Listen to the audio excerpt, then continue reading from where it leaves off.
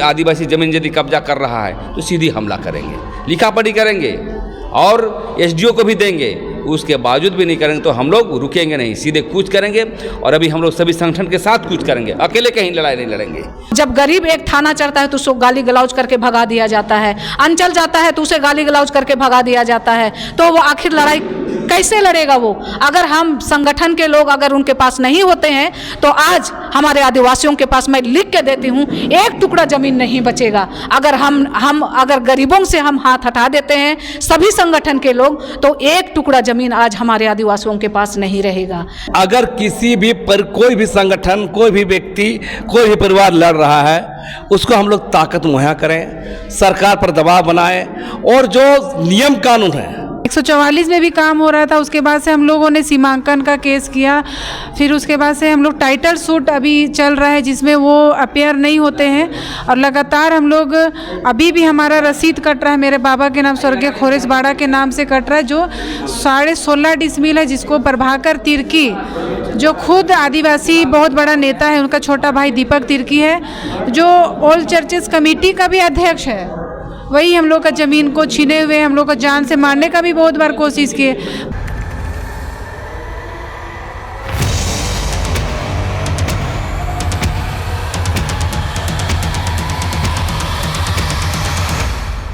क्या है, आज की बैठक में मोटा मोटी सभी संगठन के लोग आए हैं, नौजवान लोग आए हैं। आज निर्णय हम लोग ले भी लिया है कि राजभवन कूच करेंगे और जहां देखेंगे, हम बार बार कहना चाहते हैं, खाली ज़मीन जो आदिवासी ज़मीन यदि कब्जा कर रहा है तो सीधी हमला करेंगे, लिखा पढ़ी करेंगे और एसडीओ को भी देंगे। उसके बावजूद भी नहीं करेंगे तो हम लोग रुकेंगे नहीं, सीधे कूच करेंगे। और अभी हम लोग सभी संगठन के साथ कूच करेंगे, अकेले कहीं लड़ाई नहीं लड़ेंगे। तो इसलिए ज़मीन का आंदोलन हम लोग आगे बढ़ा रहे हैं और इस बार आर और पार की लड़ाई लड़ी जाएगी। तो आप लोग जैसे हर बार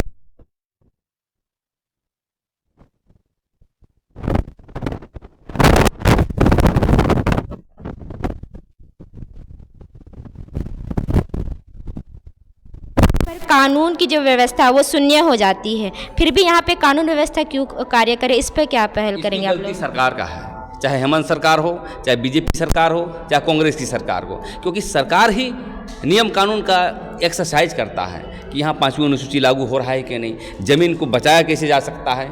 जैसे आप 5वीं अनुसूची की बात कर रहे हैं तो हम लोगों ने देखा है कि 5वीं अनुसूची के अंतर्गत जो टीएससी का जो होता है, ट्राइबल एडवाइजरी कमेटी के यहाँ जो निर्णय लेते हैं कि वहाँ का थाना का मामला संशोधन करने का मामला आया,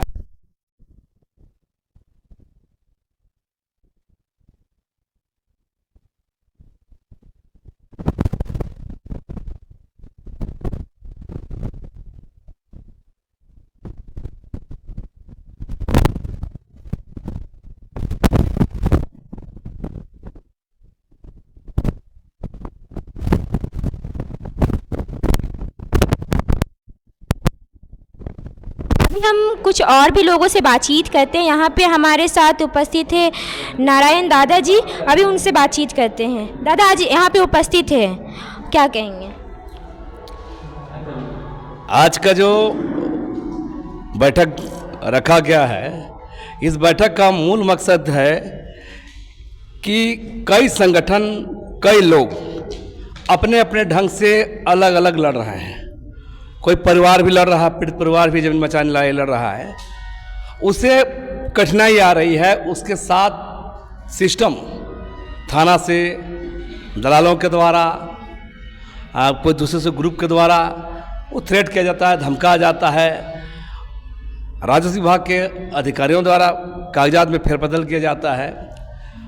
तो हम लोगों ने पिछले बैठक में एक निर्णय लिया था कि जमीन की जो भी लड़ाई लड़ी जाएगी, कोई भी संगठन, कोई भी व्यक्तिगत लड़ाई नहीं बनाए, क्योंकि अलग अलग ढंग से लोग लड़ेंगे तो परेशानी सामने आएंगी।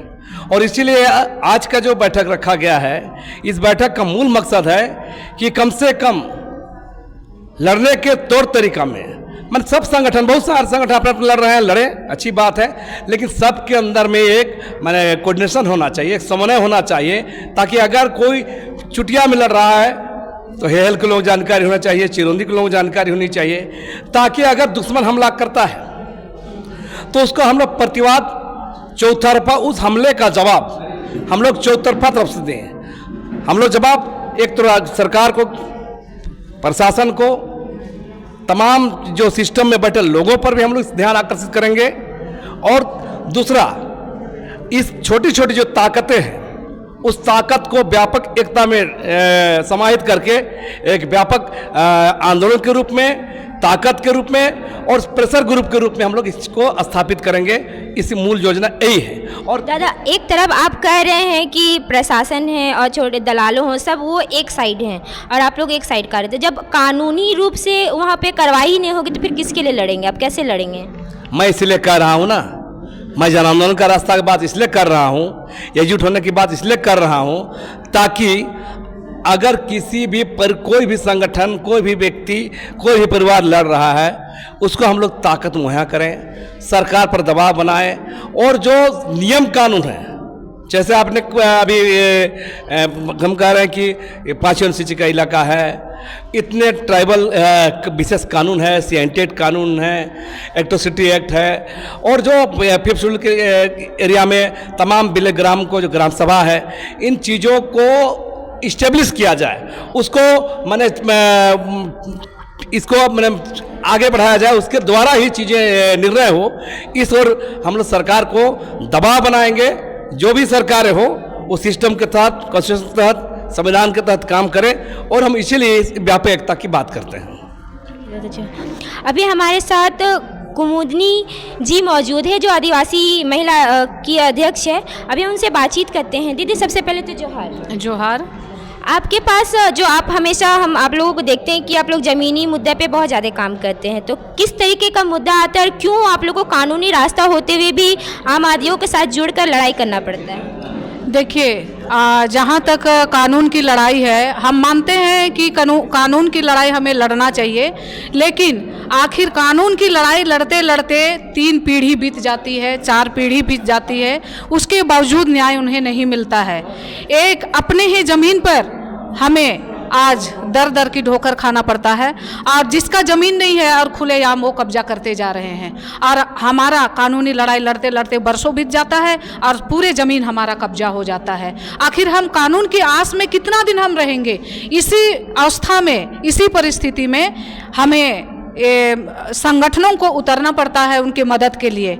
और जिस तरह अनलीगल तरीके से वहाँ घेराबंदी किया जाता है, उनको कब्जा करने की प्रयास किया जाता है, तो उसे हम रोकने का काम करते हैं। जब एक ब्रोकर वो अनलीगल तरीके से उस पे कब्जा करने के लिए हजारों की भीड़ में बाउंसर लोग को, महिला लोग को लेके अनलीगल तरीके से जब कब्जा करने के लिए खड़ा कर जाता है, तो हम एक रैयत का मदद के लिए हम क्यों वहाँ खड़ा नहीं हो सकते हैं कि उनका ज़मीन बचाया जा सके? और आज के समय में प्रशासन कितनी कड़ी निंदा करती हूँ, जो गलत तरीके से उस ज़मीन को कब्जा करती है उसको सुरक्षा दिया जाता है, उसका सुरक्षा दिया जाता है, और जो हम न्याय तरीके से हम उस एक रैयत का मदद करते हैं तो हमारे ऊपर केस किया जाता है। तो कितना दिन हम कानून पे भरोसा करेंगे? आज कानून पे भरोसा हमें आज कानून के ऊपर से भरोसा उठ चुका है और अगला दिन हम कानून के ऊपर कतई हम विश्वास नहीं करेंगे, क्योंकि हमारे आँख के सामने नंगा खेल किया जा रहा है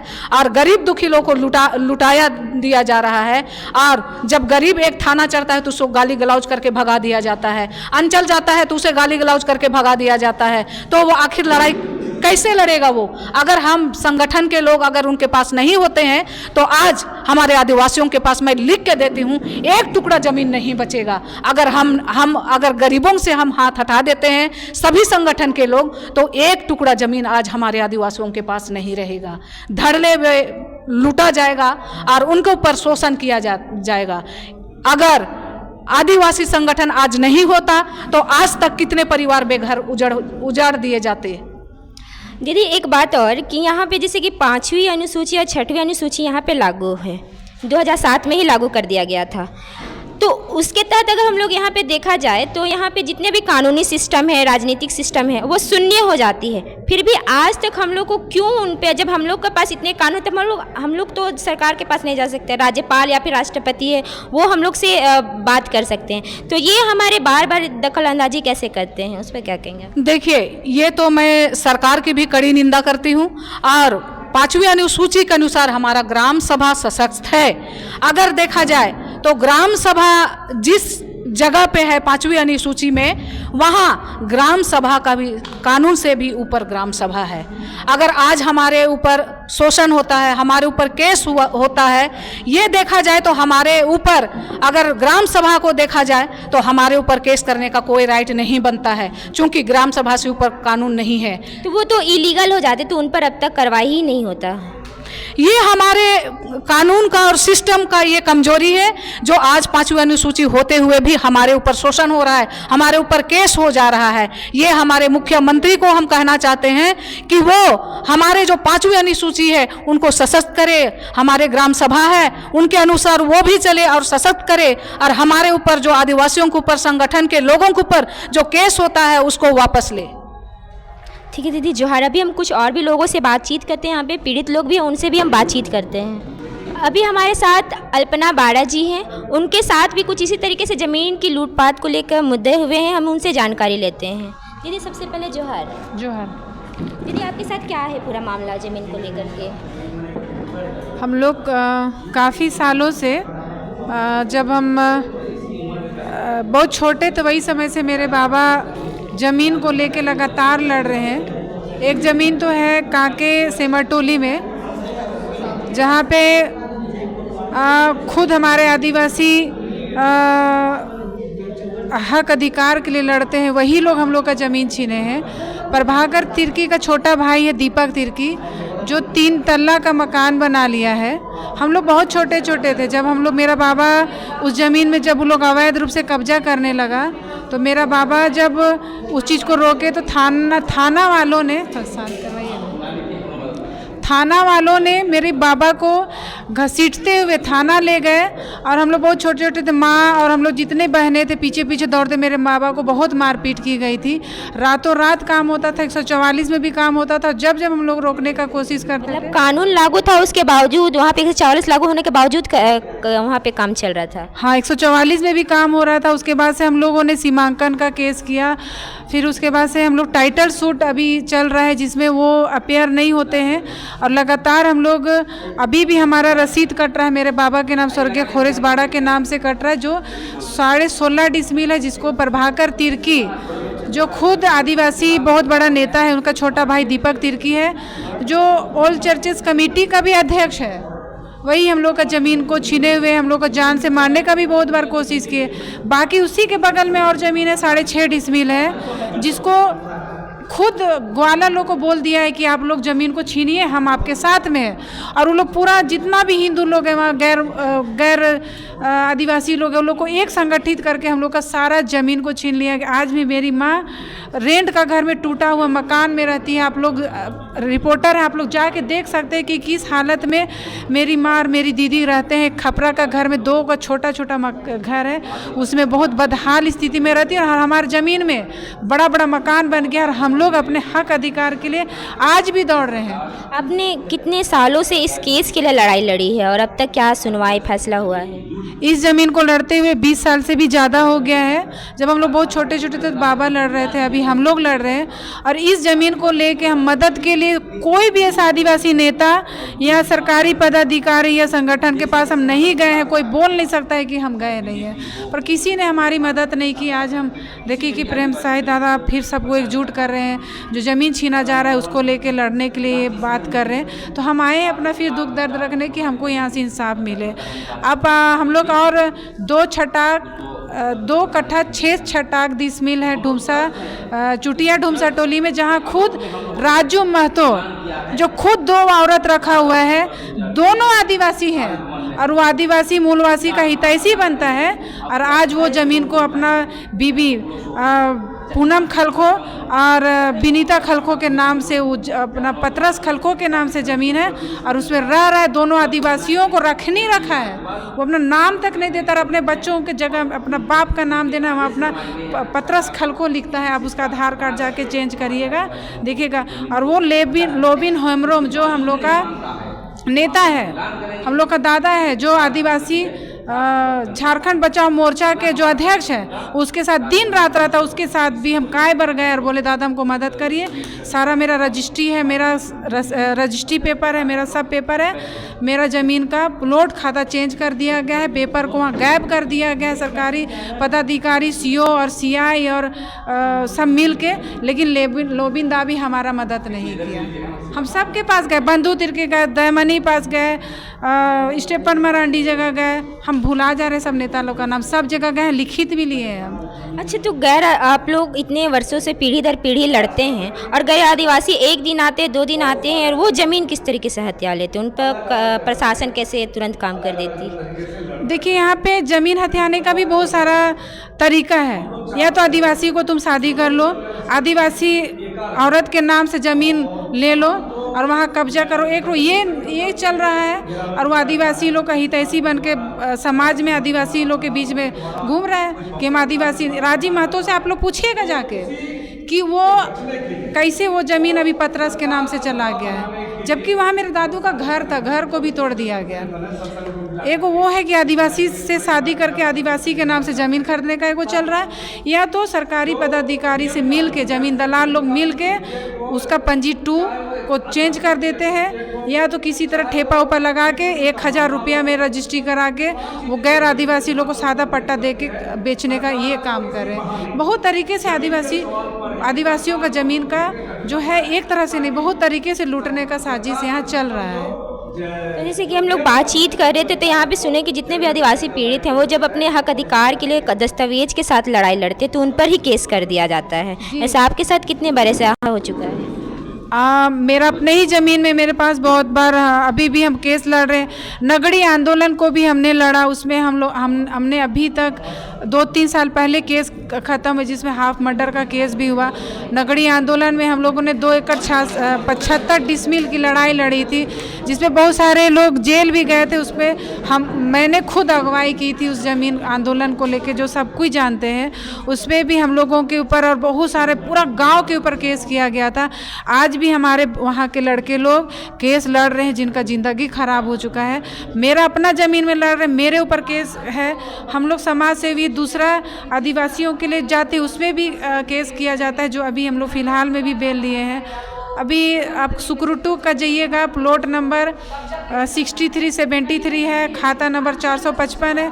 वह 4.5 एकड़ ज़मीन का मामला है, जो आदिवासी और अनुसूचित जाति यानी SC और ST लोग को 20 सूत्री कार्यक्रम के तहत ज़मीन दिया गया था और उसको CO और दलाल लोग मिल के उसी ज़मीन को, दान का ज़मीन को फिर दूसरा के नाम से मोटेशन कर दिया गया और उसको बेच रहा है। बड़ा बड़ा रांची का ज़मीन दलाल लोग बड़ा बड़ा बाउंड्री करके पूरा घर उर बना रहा है, जिसको रोकने का काम करे तो मेरे ऊपर बहुत सारा केस कर दिया गया है। और आए दिन थाना वाला लोग हम लोग को धमकी देता है कि अरेस्ट कर लेंगे। हम लोग बोलते कर लीजिए अरेस्ट, ज़मीन ही नहीं रहेगा, हमारा धर्म ही नहीं रहेगा तो हम लोग कहाँ जाएंगे? प्रशासन आप लोगों की कुछ भी नहीं सुनती? नहीं, प्रशासन तो दलाल है। वो दलाल लोग से मिलकर उनका कमीशन बंधा हुआ है, वो क्या करेगा हमारा मदद? अच्छा, मतलब दलाल उन्हें हमेशा पैसा देते रहते हैं? जी, हर महीना उसको हर ज़मीन से उनको 30 से 40% उसका कमीशन होता है। हर थाना में बंधा हुआ है। अब देख लीजिए अभी DC अभी जो छवि रंजन पकड़ाए हैं, कितना थाना और कितना CO BDO उसमें अभी गिरफ्तार में आएंगे। तो कहाँ हुआ था आप लोग यहाँ पे आए हैं? वो मेरा ज़मीन के मेटल से आए हैं यहाँ पर। मेरा ज़मीन हतमा में है तो उसमें 3 भयाद है, तो 2 भयाद बिक्री कर दिया है और हम अपना ज़मीन को बिक्री नहीं किए हैं और मेरा हस्बैंड लोग एक्सपायर कर गए हैं। तो हम लोग अपना ज़मीन को खोजेंगे ना, तो वही हम लोग अपना देवर से बोले कि चलिए हम लोग ज़मीन को नापेंगे कह के गए, तो उसमें से वो लोग नापी हो गया था, पर बीच में दलाल आ गया। दलाल आने के बाद फिर बोल रहा है कि मेरा ज़मीन में कैसे घुस गए आप लोग, और गाली गलौज हम लोग को करने लगा, गाली गलौज करने लगा। तो उसके बाद में फिर और हम लोग पूरा कागज़ निकाले अथी कचहरी से पूरा कागज़ निकालने के बाद हम लोग तो बेचे नहीं है, वो लोग तो झूठ मूठ का बोल रहा है कि बेच दिया है ज़मीन को, और अथी हस्बैंड लोग मर गया है तो ज़मीन खोजने आई है, ऐसा करके कह रहा है। कागज़ निकालने के बाद पूरा हम लोग दवा के पास गए, वहाँ अथी खेत के पास, तो दवा के पास गए और कागज़ को दिखाएं। जो लोग बेचा है उन लोग का एक जन का रजिस्ट्री हुआ है और दूसरा जन का फॉल्स रजिस्ट्री हुआ है।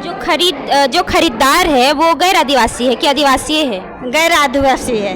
फिर रजिस्ट्री कैसे कर दिया? तो उन लोग अथी लक्की मुंडा इनके नाम से रजिस्ट्री किया है, इनका नाम है पूरन मुंडा। अच्छा, मतलब आदिवासियों के नाम से रजिस्ट्री किया और गैर आदिवासी वहाँ लोग रह रहे हैं। हाँ, तो फिर अथी हम लोग को बाद में पता चला कि कौन ज़मीन मेरा है, तो अभी हम लोग अभी ठप कर दिए हैं काम को। बरसात बीतेगा और उसमें हम लोग दावा करेंगे कि अथी जो दलाल लोग है बाउंड्री कर दिया है और रोड में घर बना दिया है, तो घर बना दिया उसको भी हम लोग बोल के आए हैं कि 1 महीने के अंदर में खाली करिए।